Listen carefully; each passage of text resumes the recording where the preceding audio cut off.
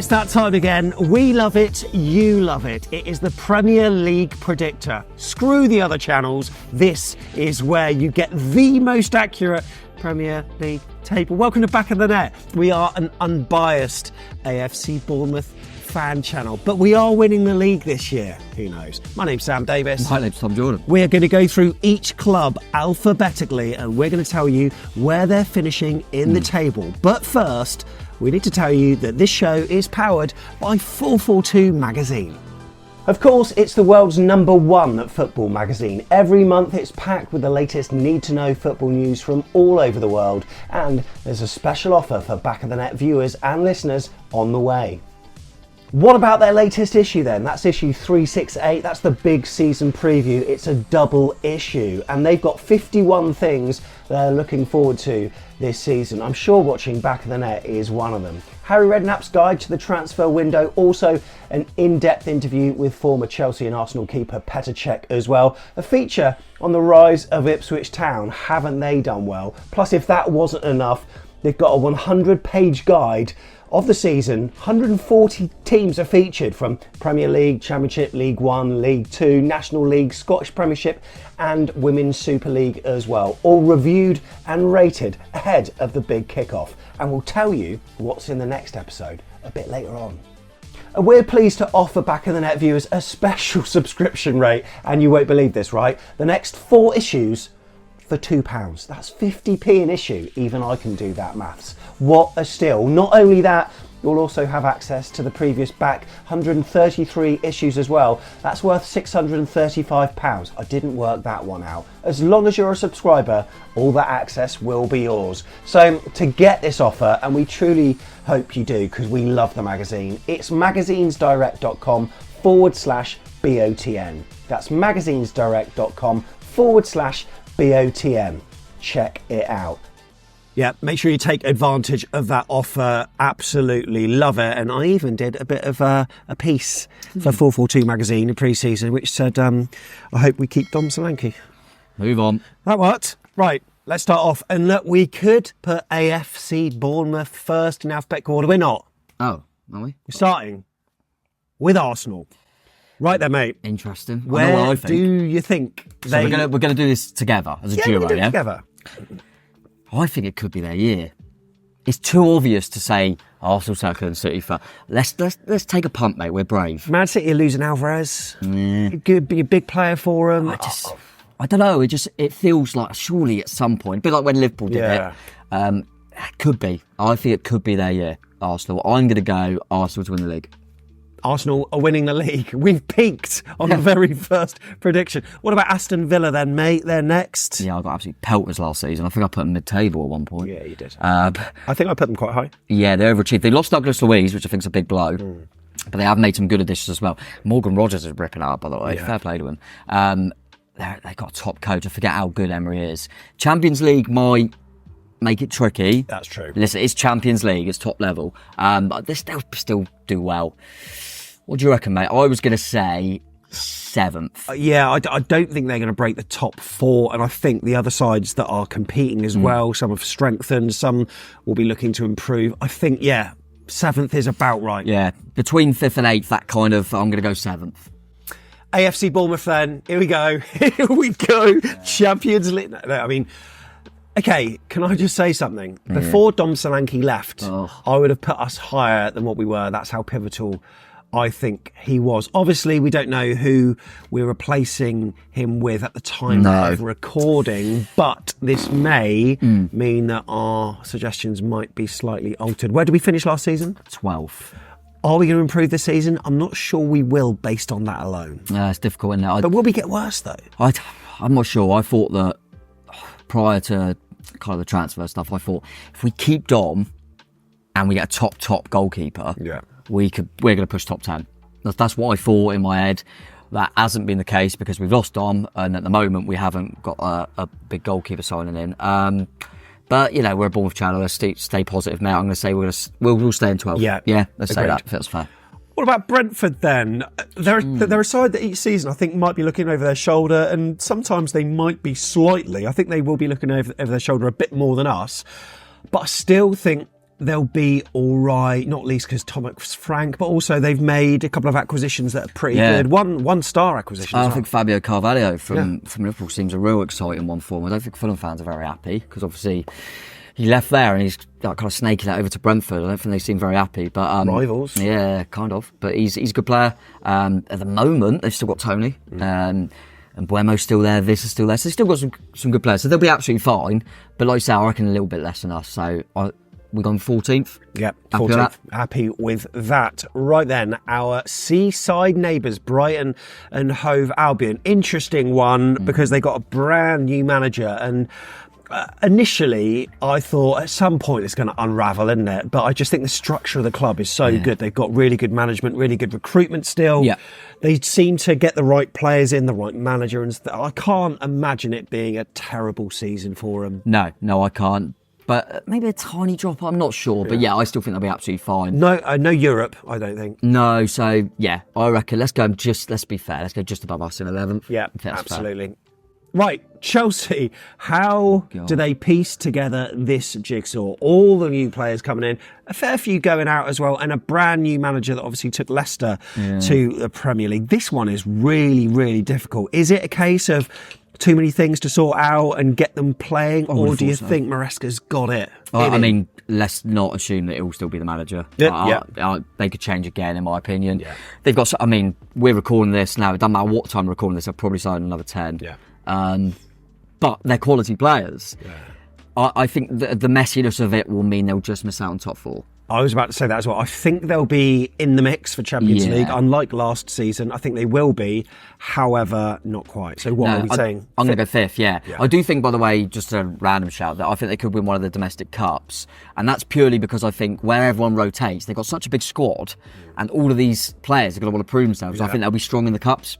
So I think they might win a cup, which could help Maresca or another manager. But yeah, just miss out. 5th. Just missing out. Right then, Crystal Palace, I tell you what, now there's a team that came good in the second half of the season. Wow, didn't they just? And with the new manager starting afresh his first full season, really excited actually to see what they do, and they've made some good acquisitions as well. Yeah, I mean, obviously they've lost Elise, which is a real blow. At the moment, they're keeping hold of Eze. That could change, obviously. They're trying to get Zaha back, aren't they? That looks like it could happen. Again, match made in heaven. Obviously, this is probably one of the most difficult ones because of the Gay situation as well, who obviously was brilliant in the Euros, but he could go to Newcastle. He was linked to, but I think Sarr from the ex-Watford player, not from Watford, but the ex-Watford player, not a bad addition. And they could get Zaha. Mateta, by the way, the Olympics for France, unbelievable. I'm going to go bang on mid-table. 10th Palace, but it wouldn't shock me if they had a little bit of a go at trying to get like Conference League because I think they've got a good coach there. Everton, that song, I love that song. This is a tricky one. Is it more points deductions around the corner? Maybe the Mail Online were reporting it earlier in the week. We don't know what's going to happen either way. I think stick with Sean Dyche whilst you're in this position of perhaps having points deductions because he's shown he can get them out of it. They'll maybe get a points deduction, probably be annoyed with stuff, flirt around a bit, but definitely won't go down. That's what I feel with Everton still. Below us though, I think. Yeah, I think they'll be looking over the shoulder a bit more. I was thinking of them in the same sort of bracket as Brentford. We put Brentford 14th, didn't we? 15th? Just below, yeah. 15th. 15th for Everton. What about Fulham? I tell you what, they're a club a bit like us that just, don't get invited onto the overlap anymore just because we are mid-table fodder, not involved in Europe. Not involved in relegation, we know that. But are we talking another mid-table? I think they'll be right next to us. I agree. I do agree. I think losing Palhinha will be massive and difficult for them. But they've brought in quite well as well. They have. Yeah, I'm not sure with Fulham. I think they'll be absolutely fine. I do think they'll be absolutely fine, but I don't think they'll have enough to push for the top half. So let's put them just below us, just for a laugh, because Sammy might be watching and all the Fulham. We have a few Fulham watchers. Yeah, we do. So let's put them 13th. And Jim, we hope that car parking space is still available this season. We love you. Next, Ipswich Town. This is the first promoted side we're talking about here. Kieran McKenna. We thought he might be going at some point. His name was banded around with links to other clubs, but he stuck loyal and true to the Tractor Boys. And this one is going to be a difficult one. I want to almost sort of think, could they do what we thought Burnley could do, but they didn't do, and ultimately they fell by the wayside. I've got a feeling they might just fall short as much as they're going to give it their all. Yeah, I think they'll be quite liked by and show a lot of pride. A bit Luton for last season. Just don't think they're quite going to have enough, which I think most people will probably be saying as well. So this won't be news to Ipswich fans. I wouldn't mind it if I was you. Every YouTube channel says that we go down, and we never do. So I got a feeling we might be tipped to go down this season. But yeah, I think I just don't quite think they're going to have enough. Yeah. I'm really looking forward to seeing Leif Davis though. We had him on loan, and they love him. So really looking forward to seeing him. But yeah, let's go 19th. 19th. Right, Leicester City then. Steve Cooper's in charge there now, isn't he? Yeah, he is, yeah. I forgot about that. Yeah, of course he is. And he is a wily old character, but will that character be enough to see them compete? And are they getting a points deduction? We don't know, are they? Sounds like they could, but nothing's happened yet. No, I think they're going to struggle. A few fans have been suggesting their transfer business has been very underwhelming. Yeah, I just don't think they're going to have enough, mate. And I don't think Cooper lasts too long. Yeah, I think they're going to be with Sheffield United, putting them at the bottom. Okay, there you go. Outfoxed by all the other clubs. Right, next. Liverpool, Arne Slot. I tell you what, it's going to be really interesting to see how they do. I think they've been doing all right in pre-season, but it is pre-season. But they look all right from what I've been seeing. But is it going to be some kind of transitional season in a way for them? In a little bit, and they're losing an absolute hero form in Jurgen Klopp. But I do still think they've kept the core together, obviously, and they've got good players. And Arne Slot looks like it all depends what happens. But I think, the signs are good in pre-season. That's all you can go off. They need players like Nunes to pitch in with some goals. Can Salah keep it up again? He always seems to. So they'll be strong, but I don't think they'll quite be as strong as Arsenal and City. They'll have a flirt with it, but I don't think they'll quite be in title contention, but they'll be strong enough to get third.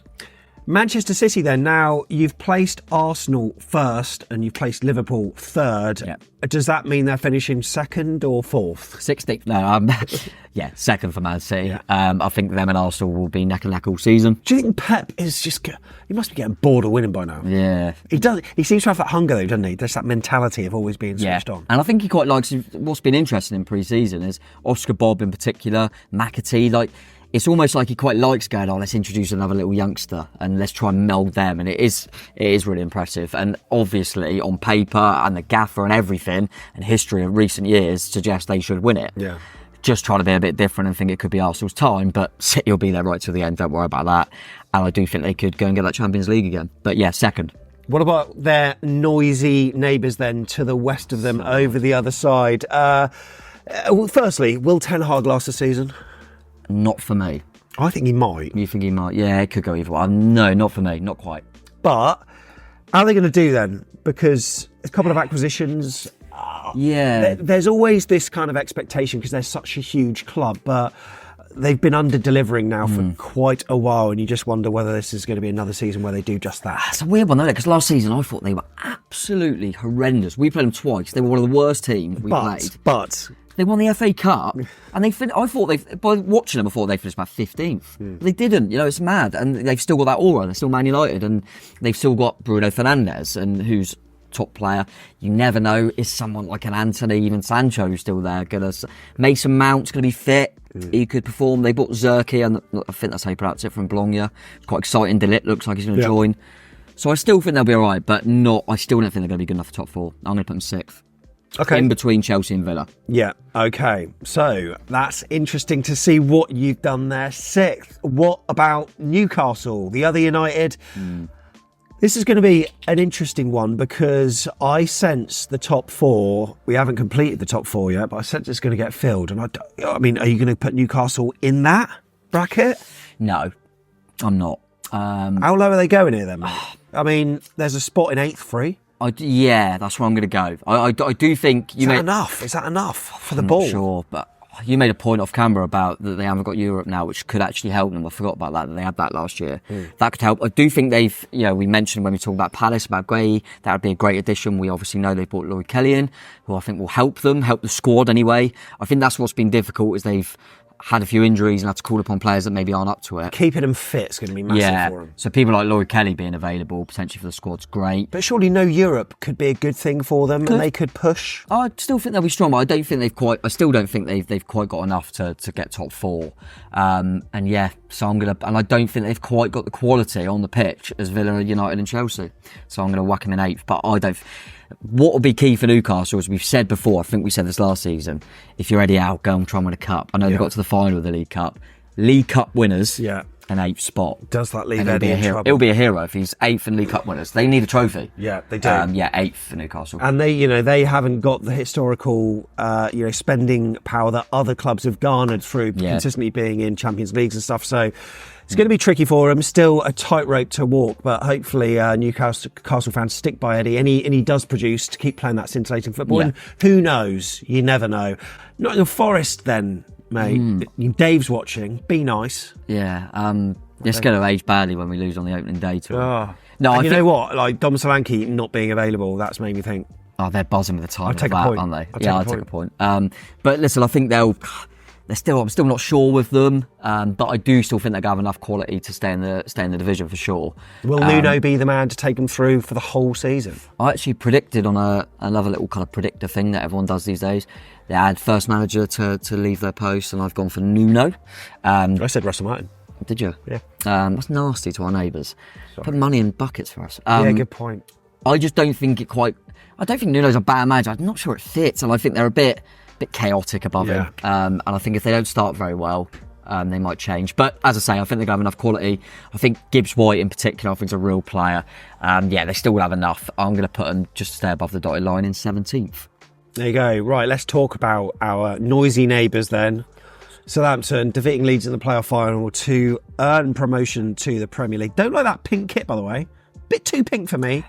However, will they be red in the face come the end of the season? By the way, like Russell Martin, he's done all right on the pitch. He's also done all right off the pitch. I don't know what you're referring to there. No, not do I. No, but nuts. Does sound a bit nuts, doesn't it? But yeah, I think equally, they're not going to have enough. I think you mentioned about kind of Ipswich and Burnley comparisons. I think, so I said Leicester to be the Sheffield United. Yeah. Ipswich to be the Luton. Yeah, I think Southampton to be the Burnley. Yeah, and play good football. I was about to say we should be kinder to him. Yeah. And put them in 18th. What's still going down there? I still think they're not going to have enough. I do think they'll. We've played Russell Martin team so many times and we've got a hell of a record. It was at MK Dons and at Swansea, but we just murdered them. Because we had better players, don't get me wrong, at the time compared to them clubs. But he was so brave or naive, depends how you look at it, just constantly playing out. And I think that they're just going to get caught a little bit too much and, potentially not have the goals at the top end of the pitch. So I think the Southampton 18th. What about Spurs then? With the talisman Dom Solanke up top, banging in the goals for him. We hope he does. Of course. And you know what? I'm going to be really interested to see how they do this season under Ange. What do you think, mate? I mean, there's a little space there that I sense you're going to fill. Yeah, I think people work that out. 4th spot for Tottenham. I thought they would get it anyway. I just think the way Ange plays and a year under that and kind of knowing how he plays, I thought, I reckon I could see him getting 4th. Last season, I think they had somebody like James Maddison was injured for a bit, and that didn't overly help them. But and the two centre halves were out for a bit. Yeah, exactly. Massive. And they fell off. They fell off a little bit, but I thought they might nick in there this season, and then they signed Dom Solanke, I think they're nailed on 4th. They could even compete with Liverpool for 3rd, I think. But I think they're in for a good season. I think they've got good players everywhere, and now they've got someone to put the ball in the net. So, 4th spot and 20 goals for Dominic Solanke. West Ham are a team that have spent a lot of money. It's almost like they held back giving David Moyes the money. I'm so sorry for Moyes. He's probably sat like, oh, come on. And Lopetegui's there just creaming at the moment. Yeah. But what do you think? Because this could go one of two ways for them, because there's a lot of changes to make in terms of the way they play and trying to make them all gel. Yeah. I don't know what to think this season for them. Yeah, I mean, put it this way, the top 8 that we've now filled is the top 8 from last season, just in different order. So if one team is going to get in there and, one of say Chelsea is such a mess that they come mid-table, it will be West Ham. Yeah. So that's why I'm putting them in 9th. Because I do think he's a good coach, Lopetegui. Obviously, weirdly, what happened at Wolves just didn't work, but we know he's a top coach. The signings are They look pretty good. I mean, it may not work because a lot of them from abroad. I think Todibo, he's really exciting. Kilman from Wolves, I think is a really good addition because he obviously knows the player. Fulkrug, I think's just someone to put the ball in the net. Yeah. He's a player, isn't he, man? And he's experienced as well. I think that's and Somerville. Yeah, oh my God. I like Somerville. I forgot about him, I really like him as well. 9th for me, but if anything, they could surprise, I think. But yeah, I'm going to go play a little bit safer and just go 9th.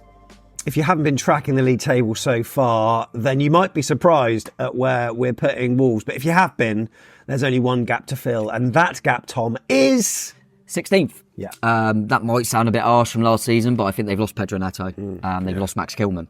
And I would probably say, other than Cunha, to be fair, I would say Kilman was their rock at the back and Pedro Neto was their proper star quality. They've shown their faith in Gary O'Neill. They have, fair play. 4-year deal, I think. And he done really well. I think in our first show, I think I predicted them to go down. So fair play to him and fair play to Wolves. Yeah, and 16 sounds really horrible, but I just think that's the reason. I think they'll still have enough, I think, in O'Neill and the squad they've got. And listen, we're recording this, and obviously you never know with the window, they might be allowed to spend some of the Neto money. True. So I could, if they make clever additions, I could easily put them up above Everton and Brentford, even a couple more places. But right now, as we sit, I'm going to go 16 for Wolves, but I think they'll be in a healthy position. O'Neill's been given a bit of long-term kind of solidity there with that deal, and then he's got the Neto money there. Maybe they could keep progressing, but yeah, as long as they stay up, I think that's fine. I think they'll have enough. The best way to keep tabs on what's going on this season is by checking out 442 magazine. So what have they got in their next issue? That's number 369. Well, last season, Real Madrid, of course, won La Liga and the Champions League. So what did they do this season? They went out and signed the best player in the world. Of course, French striker Kylian Mbappe joins Los Blancos. He joins superstars such as Vinicius Jr., Rodrigo, Endrick, and of course Jude Bellingham as well. So 442 are asking, what's next for the new Galacticos? Elsewhere in 442, they go inside Manchester United as they begin their new era under Ineos, under their tour of America. And they look also at the rise of Aston Villa as well as they prepare to make their Champions League bow. With the next season already shaping up to be a nail-biter, the pre-season issues will get you up to speed on everything you could want to know. And of course, our trial offer, don't forget it, 4 issues for £2. That's 50p an issue. Simply head to magazinesdirect.com/BOTM. Yeah, so make sure you take advantage. All the details are in the links below in the description. Tom, it's been an absolute pleasure. That is the league table. There's no point in playing the season out. We know how it's going to finish. Would you take that, by the way? So from a football fan and Bournemouth fan's point of view, so Bournemouth do exactly the same. I personally, as we sit now, having lost Dominic, I would take 12th. Yeah, I just want to see us have more points on the board. So, 49 points. I'll be happy with that. I would take Bournemouth finishing 12th. I would take finally City not winning the league and Arsenal doing it. And quite happy with 18th. The league kicks off soon. If you're not a Bournemouth fan, it doesn't matter because you can do a couple of things by liking and subscribing. And the reason why is because we cover the games. Vlogs, fan cams, the lot, don't we? Yeah, every game. Previews. So much content. So yeah, like it, subscribe. And if you click the bell, then you'll know when all them videos are out because there's a lot of them. Thanks for watching, and we'll see you in the next one. Out with chairs. Up with chairs. Straight back down, straight back down. Somehow they won't mind because we're not rivals, so they won't be triggered by any of this.